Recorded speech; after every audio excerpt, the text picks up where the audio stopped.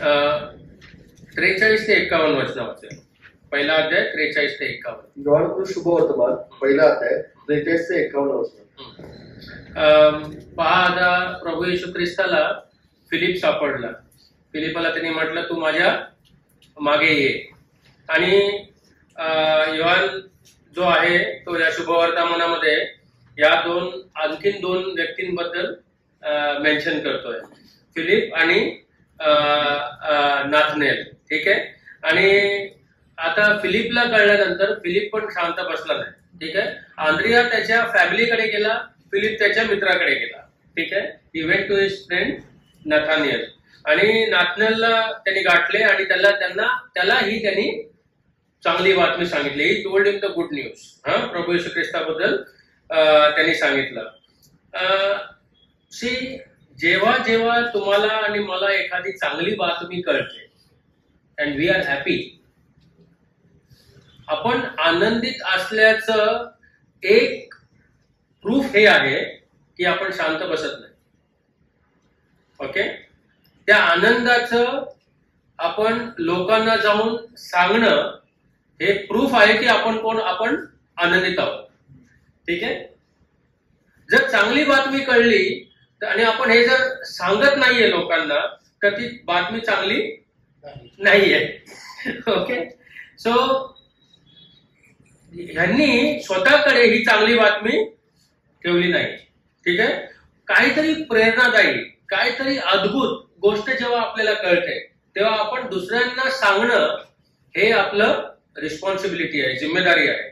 आणि तेच आपण या लोकांनी केलेलं पाहतो.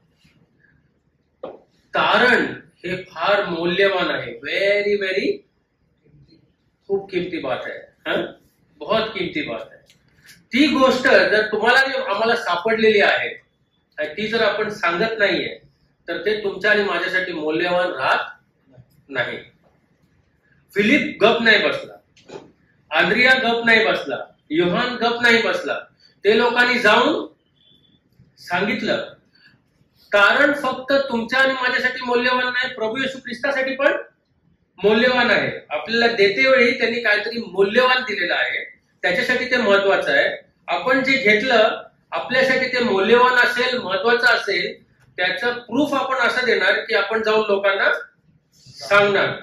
आणि आपण जाऊन लोकांना का सांगतो? कारण ज्यांनी आपल्याला दिलेलं आहे त्यांनी आपल्याला काय सांगितलेलं आहे पहा. प्रेषितांचे कृत्य पहिला अध्याय आणि 8वं वचन. प्रेषितांचे कृत्य पहिला अध्याय आणि 8वं वचन. प्रेषितांचे कृत्य पहिला अध्याय 8वं वचन.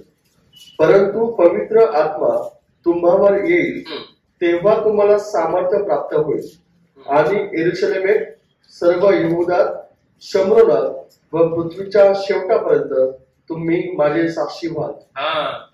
पूर्ण पृथ्वीवर तुम्ही जाऊन माझी साक्ष द्या. ही त्याची इच्छाच नाहीये, पण ही त्याची आज्ञा पण आहे.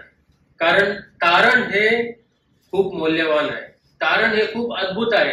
तारण हे प्रत्येक मनुष्याला मिळालं पाहिजे, हे प्रभूची इच्छा आहे. आणि आपण इथे पाहतो की जे नाथनेल आणि फिलिप यांची प्रतिक्रिया जी आहे ती या शुभवर्तमानामध्ये योहानने नोंद केलेली आहे. आणि मसीहा येणार आहे, त्याचं आगमन होणार आहे, शत्रूंपासून तो आपल्याला सोडवणार आहे ना. या सगळ्या गोष्टींची त्यांना काय होती? माहिती होती. म्हणून जेव्हा त्यांनी हे ऐकलं त्यावेळेला त्या लोकांनी लगेचच प्रभू येशू ख्रिस्ताला ओळखलं. त्यांनी ओळखणं मागचं कारण हे होतं की त्यांना ह्या गोष्टी माहिती होत्या. प्रभू येशू ख्रिस्ताच्या आगमनाविषयीच्या चिन्हाचे जे टॉपिक आहे, जे सत्य आहे, ते ह्या लोकांना माहिती होतं. आणि म्हणूनच तो बघा, नाथनेल जो आहे तो फार सुंदर एक असं वाक्य म्हणतो प्रभू येशू ख्रिस्ताला पाहिल्यानंतर. आपण तर देवाचे पुत्र आहात. You are the son of God, the king of Israel. इस्रायलचे राजे आहात. नाथनेल हे त्याला कसं काय कळलं?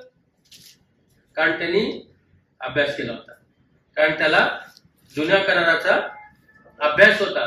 त्याला मसीहा कोण असणार आहे, तो कसा दिसणार आहे, तो कसा चालणार आहे, कसा बोलणार आहे, त्याचा जन्म कसा होणार आहे, हे त्याचा अभ्यास त्यांना होता. तेव्हा त्यांनी त्याला ओळखलं. या गोष्टींमधून आहे ना आपल्याला एक गोष्ट शिकण्याची गरज आहे विश्वासणाऱ्यांना, जे प्रभू येशू ख्रिस्तावरती विश्वास ठेवतात. त्याच्या आगमनाविषयीचं जे आता आगमन होणार आहे ती गोष्ट आपल्याला सर्वांना माहिती असली पाहिजे, अभ्यास असला पाहिजे. कारण तो जेव्हा येईल तेव्हा आपण आश्चर्यचकित होणार नाही, अरे आपल्याला माहिती होतं प्रभू येशू ख्रिस्त येणार आहे म्हणून. ठीक आहे. सो या गोष्टी, या शुभवर्तमानामध्ये हे जे अमूल्य संदेश जे दिलेला आहे हे आपल्याला खऱ्या अर्थाने तेव्हाच आपल्याला समजण्यात येईल ज्या वेळेला आपण ह्या गोष्टींवरती खऱ्या अंतःकरणाने विश्वास ठेवून त्याला स्वीकार करू.